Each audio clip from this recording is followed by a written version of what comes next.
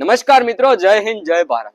આપણા દેશના યશસ્વી વડાપ્રધાનના આહવાન મુજબ આપણે હર ઘર તિરંગા અભિયાન આ વર્ષે ઉજવી દીધું.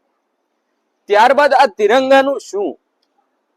મિત્રો, ગયા વર્ષે હર દિલ તિરંગા, દર વર્ષે આપણે અલગ અલગ અભિયાન ઉજવીએ છીએ, પરંતુ હું જોતો આવ્યો છું કે આપણે આપણી છત ઉપર, આપણે રોડ ઉપર તિરંગા લગાવીએ છીએ, ત્યારબાદ એ એક એક વર્ષ થઈ જાય ને તો એ તિરંગાને ઉતારીને યથા યોગ્ય સ્થાને મૂકવામાં નથી આવતો. એક વર્ષ થઈ જાય તો એ ફાટી જાય છે, તૂટી જાય છે, તો પણ એનો યોગ્ય સ્થાને નિકાલ કરવામાં નથી આવતો. હું વિડીયોના માધ્યમથી સમગ્ર ગુજરાતના વાસીઓને નમ્ર અપીલ કરું છું કે તમારી આજુબાજુ કે તમારી છત ઉપર કે કોઈ રોડ રસ્તા ઉપર નીચે પડેલો તિરંગો દેખાય તો તમારી આજુબાજુ કોઈ એવી સારી એવી સંસ્થાનો જરૂરથી સંપર્ક કરજો. કારણ કે આ તિરંગાની વેદના સાહેબ એને જ ખબર હોય છે કે જેમના પિતાશ્રી એ તિરંગામાં વીંટાઈને પોતાના ઘરે આવે છે. જય હિન્દ, જય ભારત.